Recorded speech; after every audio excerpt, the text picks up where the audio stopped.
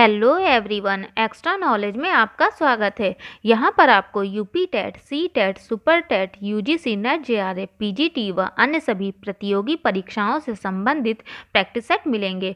तो आज हम आपके लिए लाए हैं जीआईसी प्रवक्ता समाजशास्त्र का प्रैक्टिस सेट नंबर 4। इससे पहले 3 प्रैक्टिस सेट डाल चुके हूँ, उसे आप देख लीजिएगा। और अगर आपको इस प्रैक्टिस सेट का PDF चाहिए तो हमारे टेलीग्राम चैनल को ज्वाइन कर लीजिएगा, जिसका लिंक डिस्क्रिप्शन बॉक्स में दे दिया जाएगा। तो आइए शुरू करते हैं। क्वेश्चन नंबर 1, वैश्विक ग्राम का विचार किसने दिया? Option A Anthony Giddens, option B Marshall McLuhan, option C Wallerstein या ऑप्शन डी ई अनीटाट। तो यहाँ पे आंसर होगा ऑप्शन बी, मार्शल मैकलुहान ने वैश्विक ग्राम या ग्लोबल विलेज के शब्द का सर्वप्रथम प्रयोग किया था। आइए जानते हैं मार्शल मैकलुहान ने वैश्विक ग्राम की क्या अवधारणा दी। जैसे कि वैश्विक ग्राम की अवधारणा विश्व के अधिक अंतर संबंधित होने की स्थिति को निरूपित करता है। यह मीडिया तकनीकी के विस्तारित होने के परिणाम स्वरूप देखा जाता है। मार्शल मैकलुहान ने विश्व गांव की भविष्यवाणी की थी, जो इलेक्ट्रॉनिक मीडिया तांत्रिकतन से एक दूसरे से जुड़े हुए हैं। तो इसे हम समझा देते हैं। जैसे कि मार्शल मैकलुहान जो कि कनाडा के लेखक थे, ठीक है, इन्होंने ही 1960 में ग्लोबल विलेज या वैश्विक ग्राम के विचार या शब्द का सर्वप्रथम प्रयोग किया था। और इनका कहना था कि जनसंचार के माध्यम से हम संपूर्ण विश्व को एक छोटे से समुदाय या एक छोटे से गांव में देख सकते हैं। जैसे कि अगर आज देखें तो एक कोने में दुनिया में बैठा व्यक्ति किसी दूसरे कोने में दुनिया में बैठे व्यक्ति से पलक झपकते ही संपर्क स्थापित कर लेता है। किसके माध्यम से? इंटरनेट, फैक्स या टेलीफोन के माध्यम से, ठीक है। तो इन सब चीज़ों से ऐसा अनुभव होता है जैसे कि किसी गांव में एक व्यक्ति दूसरे व्यक्ति से संपर्क जल्दी से स्थापित करता है। क्यों? क्योंकि जैसे कि गाँव जो होता है वो बहुत छोटा होता है, ठीक है, और सभी व्यक्ति क्या होते हैं, एक दूसरे को जानते हैं और एक दूसरे के दुख दर्द को समझते हैं, भाव प्रदर्शित करते हैं। तो गांव जो एक छोटा सा समुदाय के रूप में होता है, ठीक है, तो और लोग एक दूसरे से परिचित होते हैं। वैसे ही इन्होंने बताया कि जनसंचार मतलब इंटरनेट, टीवी, फैक्स, टेलीफोन, इन सब के माध्यम से क्या हुआ कि संपूर्ण विश्व जो है वो एक दूसरे से संपर्क स्थापित कर लेता है तुरंत, तो एक छोटा सा समुदाय के रूप में हो गया है, इनका ये मानना था। इसीलिए इन्होंने ग्लोबल विलेज शब्द का प्रयोग सर्वप्रथम किया और जनसंचार के माध्यम से संपूर्ण विश्व को एक छोटे से गांव के रूप में निरूपित किया है। आई होप आपको समझ में आया होगा। अब बढ़ते हैं क्वेश्चन नंबर 2 की तरफ। जियोवानी विको ने विश्लेषित किया है कि ऐतिहासिक परिवर्तन ऑप्शन ए संरचनात्मक था, ऑप्शन बी चक्रीय था, ऑप्शन सी संघर्षात्मक था या ऑप्शन डी उद्विकासीय था। तो यहाँ पे आंसर होगा ऑप्शन बी, चक्रीय था। तो जियोवानी विको ने ये विश्लेषित किया है कि उनका जो ऐतिहासिक परिवर्तन था वो चक्रीय था। आइए जानते हैं इनके ऐतिहासिक परिवर्तन के बारे में। जैसे कि जो जियोवानी विको हैं ये एक इटालियन दार्शनिक हैं। इन्होंने मानव इतिहास का गहन अध्ययन किया तथा इनका जो सामाजिक चिंतन था वो अगस्त काम्टे से बहुत पहले का था। इसीलिए बोगार्डस ने इन्हें समाजशास्त्र का जनक कहकर पुकारा है। तो अगर ऑप्शनल में क्वेश्चन ये भी बन सकता है कि बोगार्डस ने किसे समाजशास्त्र का जनक कहकर पुकारा है, तो किसे कह के पुकारा है? जियोवानी विको को कहा है। इनका मानना था, जियोवानी विको का मानना था कि समाज का जो विकास होता है एक चक्रीय दिशा में होता है और सामाजिक परिवर्तन एक सर्पिल प्रक्रिया है। तो अगर चक्रीय दिशा ना होकर के कहीं पर सर्पिल प्रक्रिया लिख के आ जाए तो ये भी सही होगा, क्योंकि इनका मानना था कि समाज जो होता है वो सहयोग के साथ निम्नतर व्यवस्था से उच्चतर व्यवस्था पे पहुंचता है और फिर सर्पिल गति से वापस उसी स्थिति पर आ जाता है। तो जो इनका सामाजिक परिवर्तन था वो सर्पिल प्रक्रिया मानता है या फिर चक्रीय दिशा में होता हुआ चलता है। आइए बढ़ते हैं, देखते हैं क्वेश्चन नंबर 3। नगरीयवाद एक जीवन विधि है जबकि नगरीयकरण एक प्रक्रिया है, या विभेद किसके द्वारा किया गया? Option A Robert Park, option B G Simmel, option C Max Weber या ऑप्शन डी उपयुक्त में से कोई नहीं। तो यहाँ पे आंसर होगा ऑप्शन डी, उपयुक्त में से कोई नहीं। तो ये जो परिभाषा है कि नगरीयवाद एक जीवन विधि है जबकि नगरीयकरण एक प्रक्रिया है, ये जो विभेद किया था ये बताया था लुई वर्थ ने, ठीक है। तो इसे याद रखिएगा क्योंकि आ सकता है ऑप्शनल में लुई वर्थ भी लिखे। तो लुई वर्थ ने ही ये बताया था कि नगरीयवाद एक जीवन विधि है जबकि नगरीयकरण एक प्रक्रिया है। आइए बढ़ते हैं क्वेश्चन नंबर 4 की तरफ। प्रगति का अर्थ है परिवर्तन। ऑप्शन ए किसी दिशा में, ऑप्शन बी एक निश्चित दिशा में, ऑप्शन सी एक निश्चित एवं वांछनीय दिशा में, या ऑप्शन डी उपरोक्त में से कोई नहीं। तो यहाँ पे आंसर होगा ऑप्शन सी, एक निश्चित और वांछनीय दिशा में। तो प्रगति का अर्थ होता है कि परिवर्तन एक निश्चित और वांछनीय दिशा में होता है। तो आइए जानते हैं कि परिवर्तन क्या होता है। जैसे कि परिवर्तन, जब किसी वस्तुओं की व्यवस्था के किसी भाग अथवा अंग की स्थिति में परिवर्तन आता है, या कह लें कि व्यवस्था का संरचनात्मक ढांचा बदल जाता है, तो इसे परिवर्तन कहेंगे। अपितु इसमें रूपांतरण का भाव भी होता है। रूपांतरण मतलब उसका स्वरूप चेंज हो जाना। तो कोई चीज़ का भी स्वरूप, जैसे कि पहले देखा जाए प्राचीन समाज में मनुष्यों का रहन सहन, ठीक है, और अब में रहन सहन में अंतर आया है, तो ये क्या हुआ है, ये परिवर्तन हुआ है। या इसे समझ लें कि परिवर्तन का तात्पर्य ये होगा कि किसी वस्तु अथवा घटना में समय के अंतराल में होने वाला अंतर। समय के अंतराल में मतलब प्राचीन काल और आधुनिक काल में जो अंतर हुआ है, यही परिवर्तन होता है। आई होप आपको समझ में आया होगा। अब बढ़ते हैं क्वेश्चन नंबर 5 की तरफ। Research method in social relations पुस्तक निम्नलिखित में से किसके द्वारा लिखी गई है? ऑप्शन ए सेल्टिस, जहोदा एवं अन्य, ऑप्शन बी गुडे एवं हार्ट, ऑप्शन सी बोगार्डस, या ऑप्शन डी यंग।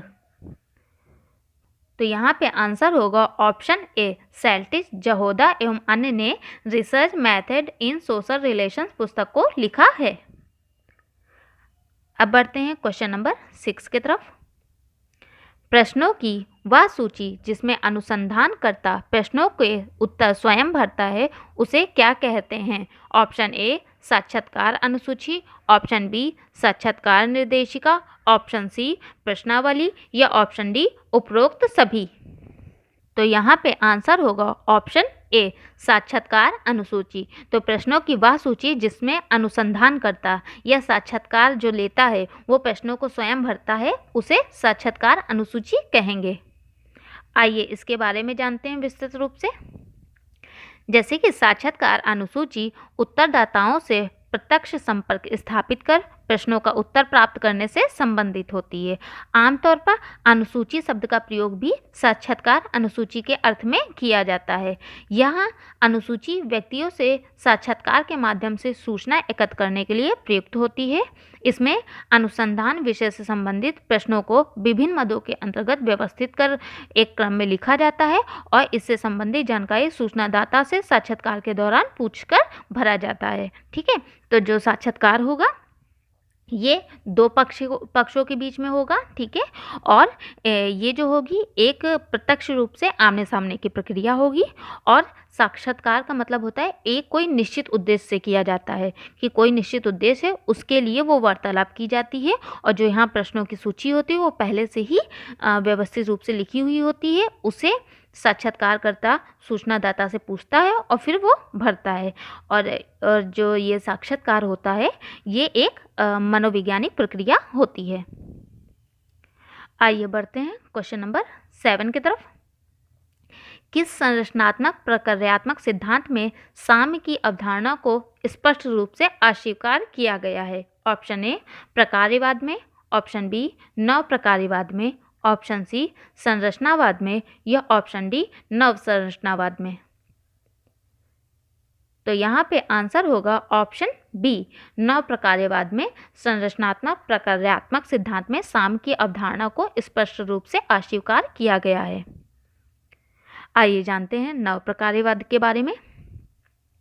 जैसे कि नव प्रकार्यवाद जो था वो प्रकार्यवाद की कमियों को दूर करने के लिए जो एक नया संस्करण अस्तित्व में आया उसे नव प्रकार्यवाद के रूप में जाना जाता है। अगर बात करें कि नव प्रकार्यवाद का अस्तित्व कहाँ देखने को मिला, तो यूरोप और अमेरिका में देखने को मिला। और नव प्रकार्यवाद के जो जनक हैं वो अलेक्जेंडर जाने जाते हैं। आइए बढ़ते हैं क्वेश्चन नंबर 8 की तरफ। The social construction of reality नामक पुस्तक किसने लिखी? ऑप्शन ए गिडेंस एवं लकमैन ने, ऑप्शन बी बर्जर एवं गिडेंस ने, ऑप्शन सी बर्जर एवं लकमैन ने, या ऑप्शन डी पार्सन्स एवं सिल्स ने। तो यहाँ पे आंसर होगा ऑप्शन सी, बर्जर एवं लकमैन ने the social construction of reality नामक पुस्तक लिखी। तो आइए जानते हैं बर्जर एवं लकमैन के बारे में। जैसे कि बर्जर, इनका पूरा नाम पीटर लुडविग बर्जर है, जिनकी जीवन अवधि की अगर बात की जाएगी तो 17 मार्च 1929 से लेकर 27 जून सन 2017 तक रही। ये एक ऑस्ट्रेलिया मूल के लेकिन अमेरिकी समाजशास्त्री और प्रोटेस्ट धर्मशास्त्री थे। इन्होंने ज्ञान का समाजशास्त्र, धर्म का समाजशास्त्र, आधुनिकीकरण का अध्ययन और समाजशास्त्रीय सिद्धांत के योगदान के लिए ये जाने जाते हैं। ठीक है। और बर्जर ने अपनी एक पुस्तक जो कि थॉमस लकमैन के साथ लिखी, the social construction of reality, ठीक है, जो कि न्यूयॉर्क में 1966 में इन्होंने संपादित किया और ये ज्ञान के समाजशास्त्र में सबसे प्रभावशाली ग्रंथों के रूप में जानी जाती है। और अगर बात करें इनकी कुछ अन्य पुस्तक बर्जर की, तो पहली पुस्तक समाजशास्त्र का निमंत्रण या इंग्लिश में इन्विटेशन टू सोशियोलॉजी, जो कि 1963 में आई। ठीक है। उसके बाद इनकी दूसरी जो पुस्तक है ए रमल्स ऑफ एंजल्स, तीसरी पुस्तक द सीक्रेट कैनोपी, और इनकी चौथी पुस्तक जो थी वो थी पिरामिड्स ऑफ सैक्रिफाइस, जो कि 1974 में आई। ठीक है। अब जाने थॉमस लकमैन के बारे में। थॉमस लकमैन, इनका जन्म 14 अक्टूबर 1927 को स्लोवेनिया में स्थित जेइस शहर में हुआ था, जो उस समय यूगोस्लाविया का हिस्सा था। और इनकी माँ थी स्लोवेनिया की थी, विशेष रूप में लुजुबजाना से थी, जबकि इनके पिता जो थे वो ऑस्ट्रेलियाई थे। ठीक है। और अगर इनकी पुस्तक की बात की जाएगी तो पहली पुस्तक थी वास्तविकता का सामाजिक निर्माण, ठीक है, जो 1967 में प्रकाशित हुआ। फिर दूसरी पुस्तक इनकी जीवन की दुनिया की संरचनाएं, जो या इंग्लिश में बोलेंगे structure of the life world, तो 1977 में प्रकाशित हुई, जो कि इनकी जो ये पुस्तक थी वो अल्फ्रेड सुटर के संयोजन से बनाई गई थी। और अगर बात की जाए इनकी डेथ की तो 88 वर्ष की आयु में 10 मई 2016 को इनका निधन हो गया। आइए बढ़ते हैं क्वेश्चन नंबर 9 की तरफ। क्वेश्चन नंबर 9, नाडेल के मत अनुसार निम्नलिखित में से कौन एक सामाजिक संरचना का उत्पत्ति स्थान है? ऑप्शन ए परिस्थिति व्यवस्था, ऑप्शन बी भूमिका व्यवस्था, ऑप्शन सी सामाजिक व्यवस्था, या ऑप्शन डी जैविकीय व्यवस्था। तो यहाँ पे आंसर होगा ऑप्शन बी, भूमिका व्यवस्था को इन्होंने नाडेल ने सामाजिक संरचना में उत्पत्ति का स्थान दिया है। आइए जानते हैं सामाजिक संरचना और नाडेल की सामाजिक संरचना के बारे में। जैसे कि नाडेल ने जो सामाजिक संरचना का सिद्धांत दिया वो अपनी पुस्तक थ्योरी ऑफ सोशल स्ट्रक्चर 1957 में दिया, और इससे पहले सामाजिक संरचना शब्द का सबसे पहले प्रयोग जो किया था वो हर्बर्ट स्पेंसर ने अपनी पुस्तक प्रिंसिपल ऑफ सोशियोलॉजी में किया। और इन्होंने इसमें बताया था कि जिस प्रकार मानव शरीर अनेक कोशिकाओं से मिलकर बना होता है, उसी प्रकार समाज भी अनेक इकाइयों या तत्वों से मिलकर बना होता है, इनका मानना था। वहीं दुर्खिम ने भी सामाजिक संरचना शब्द का प्रयोग जो किया वो अपनी पुस्तक the rules of sociological method में किया। और दुर्खिम ने बताया कि सामाजिक संरचना की जो अगर इकाई कोई होता है वो व्यक्ति होता है। जैसे कि सामाजिक संरचना किसी भी समाज में अपने लोकाचार, इतिहास या किसी सांस्कृतिक परिवर्तनशीलता के प्रभाव किए बगैर बिना मौजूदगी अगर रहेगी, अगर व्यक्ति की मौजूदगी के बिना रहेगी, जैसे कि उदाहरण के रूप में समझ लीजिए परिवार समाज में हमेशा से ही रहा है, चाहे उसके स्वरूप में परिवर्तन क्यों ना हो गया हो। या हम सत्ता को अपने उदाहरण के तौर पर ले सकते हैं, संरचनाओं के कार्यों के बिना मानव समाज में जीवित नहीं रहा जा सकता। तो ये जो मानव समाज है ये संरचनाओं से ही मिलकर बना हुआ है। और दुर्खिम का मानना था कि सामाजिक संरचना की जो इकाई है वो व्यक्ति है, व्यक्ति के सिवा और कोई भी सामाजिक संरचना का निर्माण नहीं कर सकता। और अगर बात करें कि नाडेल ने जो सामाजिक संरचना में, तो इन्होंने भूमिका की संकल्पना को माना, ठीक है। और जो भूमिका थी इन्होंने बताया भूमिका जो होती है वो व्यक्ति और समाज के बीच जो होती है वो मध्यस्थता का कार्य करती है। और इनके अनुसार भूमिका का अर्थ जो है वह व्यवहार से लिया गया था। आई होप आपको समझ में आया होगा। अब बढ़ते हैं क्वेश्चन नंबर 10 और लास्ट क्वेश्चन की तरफ। विकास और प्रगति के बीच किसने भेद प्रस्तुत किया है? Option A Herbert Spencer, option B E Durkheim, option C T B Bottomore, या ऑप्शन डी एलटी हॉबहाउस। तो यहाँ पे आंसर होगा ऑप्शन सी, टीबी बटोमोर ने विकास और प्रगति के बीच में भेद किया है। आई होप आपको हमारे द्वारा लाए हुए क्वेश्चन समझ में आ रहे होंगे। प्लीज़ अगर आपको पसंद आ रहा है तो चैनल को सब्सक्राइब करें, लाइक करें, एंड अगर कोई आपका सुझाव हो तो आप हमें कमेंट बॉक्स में दे सकते हैं। And thank you for watching my channel.